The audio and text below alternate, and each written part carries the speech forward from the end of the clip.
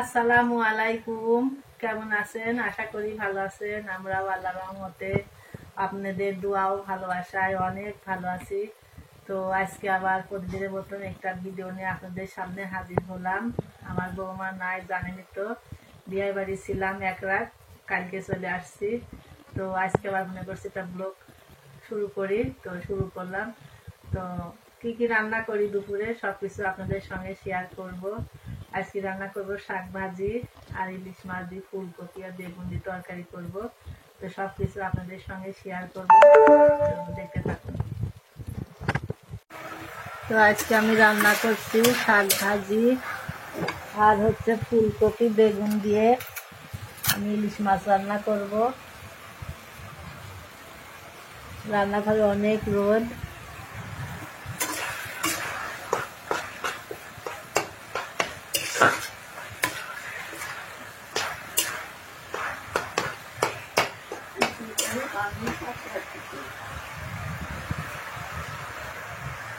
এদিকে ভাত হয়ে গেছে আমার,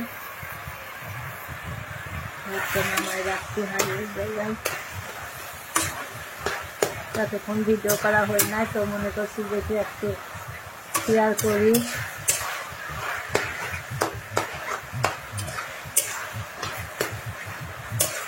শাকটা অনেক নরম, একদম গলে গেল মনে হচ্ছে যেন। তো শাক ভাজা হয়ে গেছে, আমি এখন নামাই নেব, নিয়ে তরকারিটা চুলায় দিয়ে দেব।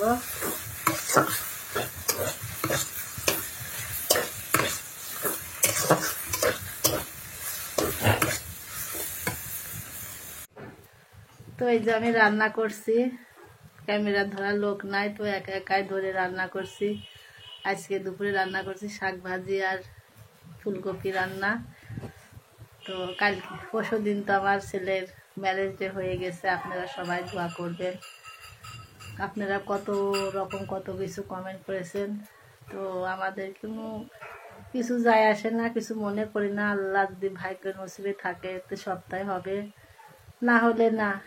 আল্লাহর উপর তো কারোর জোর নাই। এখন রান্না করছি, সেটা আপনাদের সঙ্গে শেয়ার করছি। দেখেন আমরা কি কি করি। আজকে বৌমা আসবে সন্ধ্যার সময়।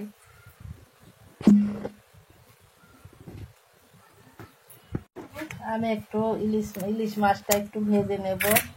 ভাজলে কি হয়, একটু সেন্ট ভালো হয়। কাঁচা ইলিশ দিলে আমার কাছে ভালো লাগে না কপির ভিতরে, তাই আমি হালকা করে একটু ভেজে নেব।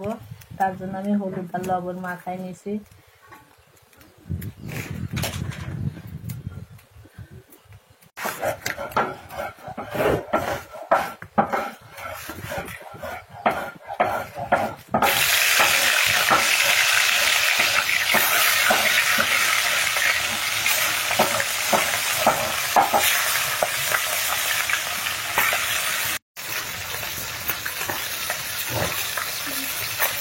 এটা দিয়ে দিলাম ভাজার জন্য।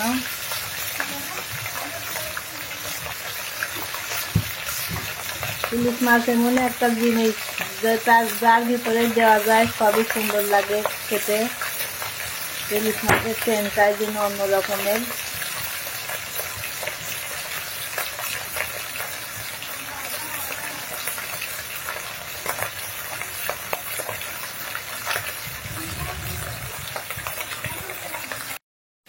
আজকে অনেক রোদের খুব মানে জোর বেশি, আলো বেশি, জোর রোদের।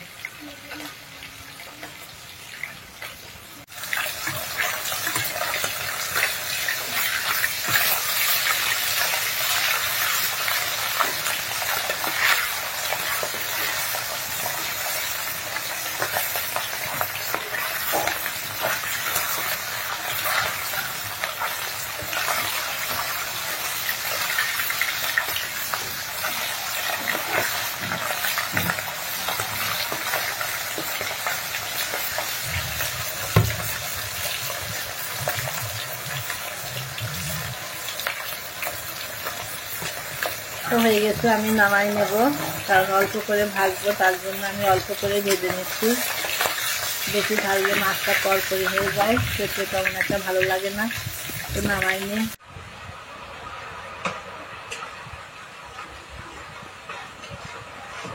তরকারি কষানো হয়ে গেছে, আমি কি মশলা কষানো হয়ে গেছে, তরকারি দিয়ে দেবো পেঁয়াজ আলু বেগুন।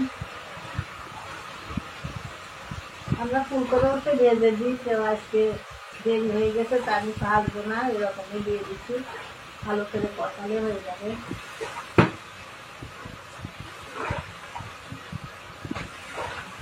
মাটির রান্নাটা কালোই হয়, এই যে আমাদের হচ্ছে ঘরের ভিতরে গ্যাসের মাটি।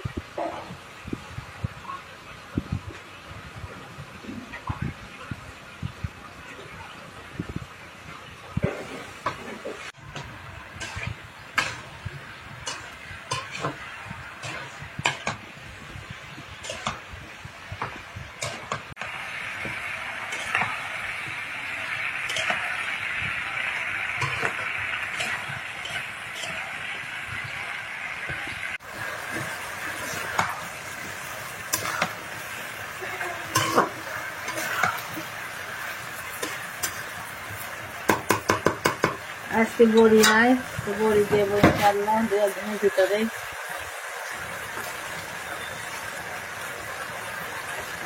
চুলার এই ধোঁয়ার আগুনের ধোঁয়াতে এই যেগুলা সব কালো হয়ে যায়, আর রান্নাঘরে বাজার ভালো করে রাখলেও রান্নায় ধোঁয়াতে নষ্ট হয়ে যায়, ঘর নোনা ধরে যায়।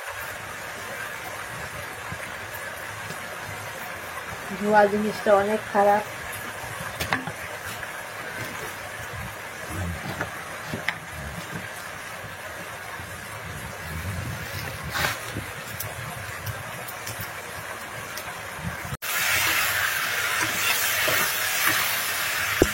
তো তরকারিটা কষানো হয়ে গেছে, নিচের দিকে আর কোনো পানি নাই, আমি এখন পানি দিয়ে দেবো। তরকারি কষানোর ভিতরে তরকারির স্বাদ আছে।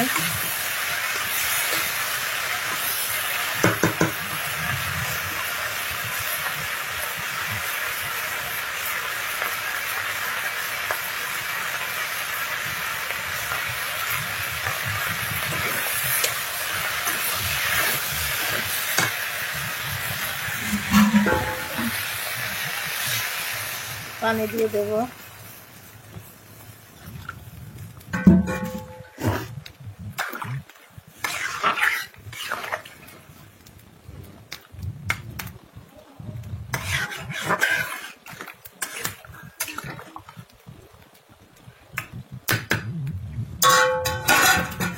একটু দেবো পানি।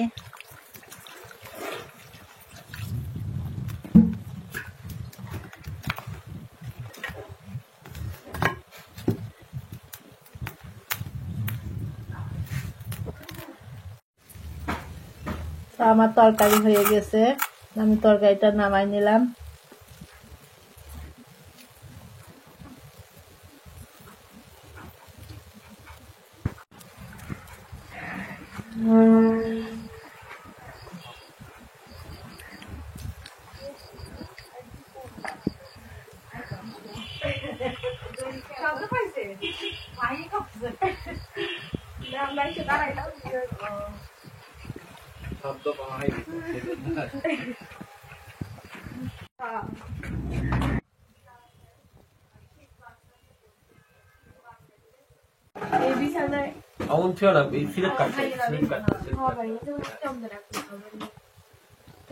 বাসায় চলে আসছি। ওয়ালাইকুম সালাম। খবর আছে আপনি জান নাই কে আমার মানুষ বলতেছে জর্গা করে আয়া পড়ছি চাচি শাশুড়ির লগে।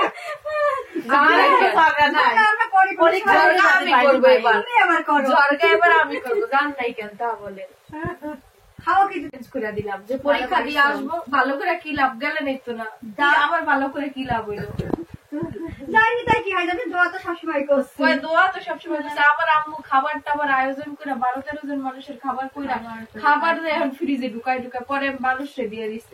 ওই খাবার কি পরে খাওয়া যায়? বিরিয়ানি টিরানি এই অবস্থা। আম্মু তো অনেক রান্না করা করছে, পরে খালাও যায় না, কতগুলো রান্না করা করে রেখে দিচ্ছে।